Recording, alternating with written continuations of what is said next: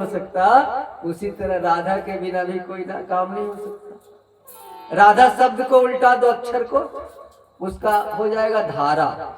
तो भैया जीवन की तेरी धारा गड़बड़ दिशा की ओर जा रही है, सीधी कर देना, राधा कृपा कर देगी। राधा रानी प्रेम से बोलो, क्या बोलो, राधे राधे।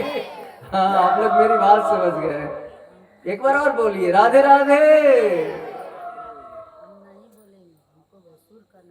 तो राधा बोली कि तोता से कि बेटा हम जाएंगे धरती पर, वृषभानु की पुत्री बनेंगे। कंस का अत्याचार और जरासंध का बढ़ गया है, इन दोनों को ठिकाने लगाना है, भगवान पीछे आएंगे।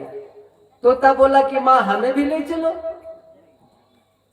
राधा बोली कि बेटा तू जाके धरती पर क्या करेगा? तो तोता बोला कि माँ आप लीला करना, हम लीला कथा कहेंगे।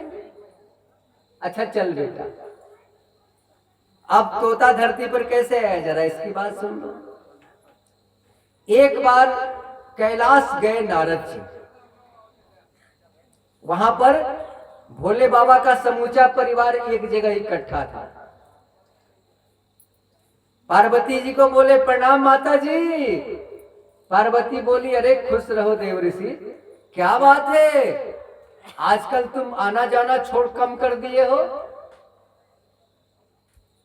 तो नारद जी बोले माता जी संसारियों के यहां प्रेम खत्म हो गया, अब प्रेम खत्म हो गया तो जाके क्या करेंगे, इसीलिए किसी क्या नहीं जाते हैं जल्दी।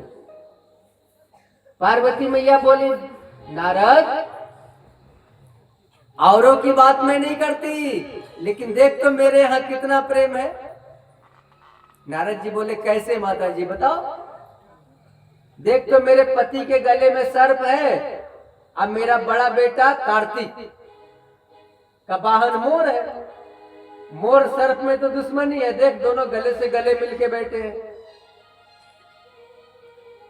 मेरे छोटे बेटे का वाहन है मूषक गणेश जी का, अब मेरे पति के गले में है सर्प, देखो दोनों दोस्ती किए हुए, कितना प्रेम है मेरे यहाँ। अरे इतना ही नहीं नारद, ये जो बनारसी साड़ी देख रहे हो ना, ये भोले बाबा ने हमें खरीद के दी है, पैसा घट गया तो अपने अपने भस्म लगा के ठंडा काट रहे हैं कैलाश में, हिमालय में। और मेरे लिए देख बनारसी साड़ी, गणेश के लिए रसगुल्ला दिया, सब कुछ देवताओं को दे दिया, सब खत्म हो गया फल फूल, तो अपने भांग धतूरा पर काम चला रहे हैं। परिवार का मुखिया इसी तरह का होना चाहिए, शंकर भगवान की तरह का। नारद जी बोले हाँ माँ आपके यहाँ तो प्रेम है। और नारद जी मन ही मन कह रहे थे कि मैया कर ले बड़ाई, यदि झगड़ा नहीं लगा दिया तो मेरा नाम भी नारद है।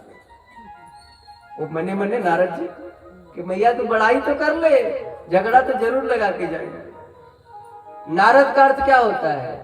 नार जोड़ दो, ज्ञान को देने वाला नारद।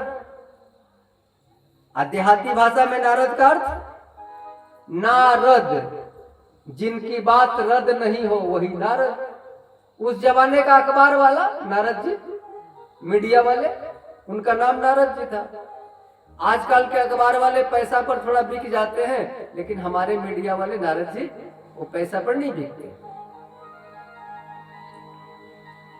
नारद जी बोले कि मैया आपसे भोले बाबा बहुत प्रेम करते हैं। अरे हाँ नारद, लेकिन मैया जब प्रेम करते हैं तो जरा एक बात बताएगी, भोले बाबा के गले में जो मुंड की माला है, नरमुंड की माला, ये मुंड किसके हैं जरा बताओ। ये मुंड आदमी की खोपड़ी किसकी है माला में? अब तो भवानी चकरा गई कि भोले बाबा ने तो आज तक नहीं बताया। अब पार्वती मैया चुप हो गई। क्यों माता जी, आप तो बोल रही थी कि हमारे पति हमसे बहुत प्रेम करते हैं, प्रेमी है, तो प्रेमी से कोई कुछ छुपाता है क्या? बोलो नहीं बताया। अच्छा कोई बात नहीं, आप भोले बाबा से पूछ लेना, हम दूसरे दिन आएंगे तो बता देंगे। जो ही नारद जी जाने लगे प्रणाम करके, भोले बाबा की समाधि खुली। अरे नारद रुको रुको, कहाँ जा रहे हो? प्रणाम भोले बाबा, मैया से सत्संग हो गया, दूसरे दिन आपसे होगा। अब भोले बाबा ने पार्वती की तरफ देखा तो पार्वती का मुंह लटका हुआ। भोले बाबा समझ गए कि नारद जी आए थे, कान फूंक के चले गए। हमको तो भैया मनाना आता नहीं, हम तो भोले वाले हैं। अब तो संकट आ गई, कैसे मानेगी पार्वती? मुश्किल। पार्वती के बोले, क्या बात है पार्वती, कुछ नाश्ता पानी?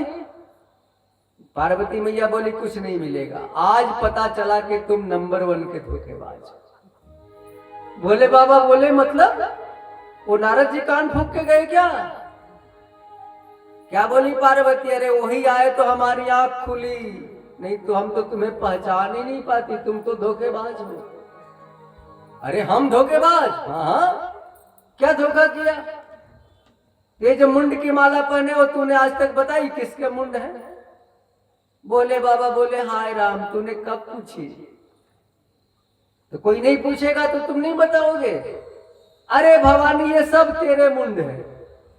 हमारे मुंड है?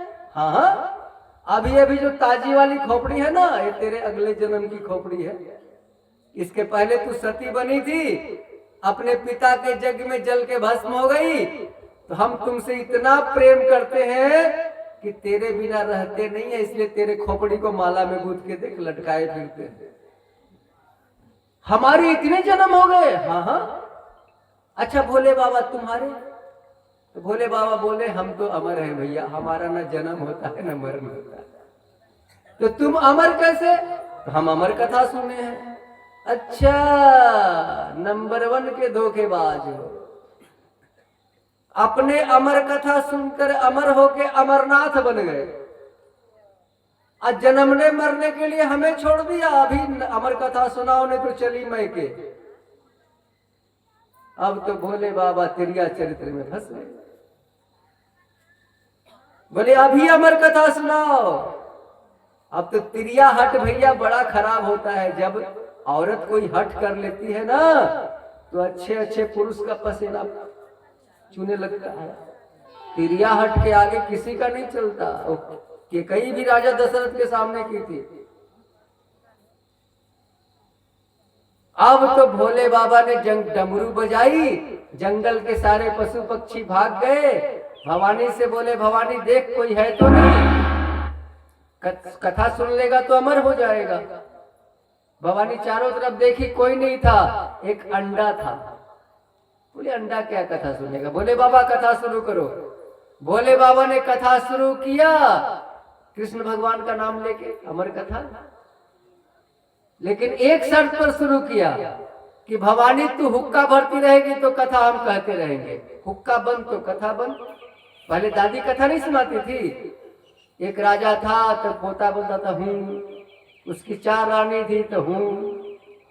वही भोले बाबा अपनी पत्नी से बोले, हुक्का तो भरना पड़ेगा। भवानी बोली फिक्र मत करो, तुम कथा शुरू करो। भोले बाबा ने कथा शुरू कर दी। कथा के प्रभाव से वो अंडा फूट गया, बच्चा निकल गया। अब भवानी के बगल में बैठ के कथा सुनने लगा। वही और राधा रानी का तोता था, यहाँ जन्म ले लिया। एकादश स्कंद में भवानी को नींद आ गई। भवानी तो सो गई और तोता हुक्का भरते रहा। तोता जैसा सुनता है वैसा बोलता है। कथा तो चालू रही। द्वादश स्कंद जब भागवत का पूरा हुआ तो भोले बाबा ने जय श्री कृष्ण कह के कथा को विराम दिया। तो भवानी हड़बड़ा के जगी। भोले बाबा माफ करना, नींद आ गई थी। अरे तुझे नींद आ गई थी तो कथा हुक्का कौन भर रहा था? देखा कि एक तोता बैठा हुआ। अब तो भोले बाबा को गुस्सा आ गई कि मेरी कथा की चोरी कर ली। त्रिशूल लिए तोता को मारने के लिए दौड़े तो तोता उड़ गया। आगे आगे तोता, पीछे से भोले बाबा। और उधर वेद व्यास जी की पत्नी रजस्वला मासिक धर्म से निवृत्त होकर के श्रृंगार कर रही थी। जम्हाई आई, मुख खोली और तोता मुख में घुस के पेट में चला गया। वेद व्यास के पत्नी के पेट में। वेद व्यास की पत्नी का नाम था वाटिका। तब तक भोले बाबा पहुंच गए। वेद व्यास जी ने प्रणाम किया, भोले बाबा प्रणाम। भोले बाबा ने आशीर्वाद दिया, खुश रहो वेद व्यास। इतना हाफते हुए क्यों आ रहे हो भोले बाबा? भोले बाबा बोले एक चोर को पकड़ने आ रहे हैं। चोर? आपका सामान चोरी किया? तुम तो चिता का भस्म लगाते हो गरम गरम, कौन चुराएगा बोलो? कान में बिच्छू का कुंडल है, कौन चुराएगा? गले में मुंडी की माला, सांप का हार है, कौन चुराएगा तुम्हारा बोलो? वो भांग धतूरा कौन चुराएगा? भोले बाबा बोले अरे व्यास जी वो बात नहीं है, हमारी अमर कथा एक तोता चोरी कर लिया, तेरी पत्नी के पेट में घुस गया, उसको निकालो मारेंगे। वेद व्यास जी ने माथे पर हाथ रख ली, जय हो भोले बाबा, सचमुच बोले हो। एक तरफ कहते हो कि अमर कथा चोरी किया, तो अमर कथा सुनने वाला मरता है, अब तुम मार दोगे तो अमर कथा की कीमत खत्म हो जाएगी। तब भोले बाबा को होश आया कि हम तो खामखा दौड़ गए। भोले बाबा वहां से लौट गए और तब वेद व्यास जी अपनी पत्नी के पास गए। तोता से बोले कि तू तो मेरे पत्नी के पेट में चला गया, अब तो तू मेरा बेटा बन गया, बाहर निकल बेटा। तोता बोला ना पिताजी, बाहर नहीं निकलेंगे, बाहर निकलेंगे तो भगवान की माया पकड़ लेगी। अरे पेट में रहेगा? हाँ पिताजी, पेट में भगवान का भजन करेगा। वेद व्यास जी बोले तुम तो महा गड़बड़ हो जाएगा। 12 बरस माँ के पेट में रह गए, तब जाके वेद व्यास जी कृष्ण को बुलाए पूजा करके। कृष्ण भगवान उनके पत्नी के पेट में गए छोटा रूप बना के, सुखदेव जी के माथे पर हाथ रखी, बेटा बाहर निकल, हमारी माया तेरा कुछ नहीं बिगाड़ेगी। तब सुखदेव जी बाहर निकले और जंगल पकड़ लिए। चलिए भोले बाबा की चर्चा हुई है तो एक भोले बाबा का भजन का आनंद लो, फिर कथा में चलते आगे।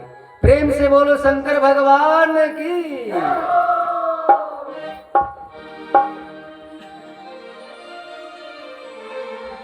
श्री राधे, जय श्री राधे, हरि ओम।